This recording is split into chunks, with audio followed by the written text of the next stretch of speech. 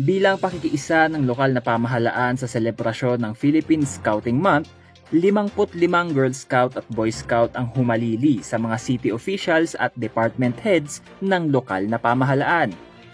Sa bisa ng Executive Order No. 109, Series of 2024 na ibinaba ni Mayor Benjamin Magalong, nagtalaga ang lokal na pamahalaan ng kwalipikadong Boy Scout at Girl Scout upang pamunuan ng iba't ibang opisina ng lungsod ng Baguio sa loob ng isang araw.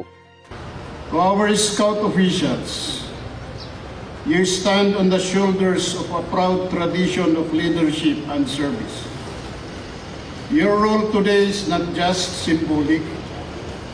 It embodies the principles of responsibility, integrity, and dedication to public service. As you take on the responsibilities of governance, remember that you are not just filling rules, but are representatives of hope and the potential of our future leaders. Ang programang ito ay upang bigyang oportunidad ang mga scouts na magkaroon ng pagsasanay sa kung ano-ano nga ba ang pang-araw-araw na tungkulin ng bawat opisina. Hinimok din ni Mayor Magalong ang mga scout officers na ibahagi ang kanilang mga ideya upang mas mapaunlad at lalong mapaganda ang syudad ng Baguio.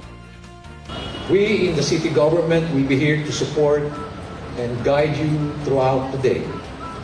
But we will be much happier if you ask questions, share your ideas, and most importantly, offer your thoughts and opinions on how we can make the city of Baguio better. As you take your seats today, remember that leadership is not only about holding a title or position.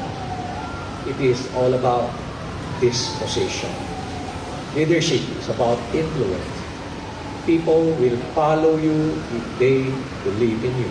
And what will make them believe in you? It's all about competence and character. Kaya naman nitong Lunes, matapos ang kanilang oath-taking, agad nang sinimula ng mga napiling Boy Scout at Girl Scout ang kanilang tungkulin bilang Scout officials for a day. Mensahe naman ng Scout City Mayor Vishan Eda sa mga kapwa Scouts. As we journey to the next century and beyond, let us reaffirm our commitment as a Scout.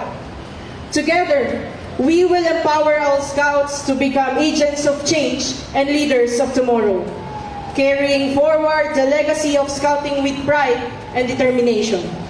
Indeed, we invest in a future where innovation, creativity, and a commitment to have a positive impact at the forefront. Ang Scout Officials for a Day ay ilan lamang sa mga programa ng lokal na pamahalaan upang maisulong ang youth empowerment. Conan Gulapa para sa PIO, Baguio Balita.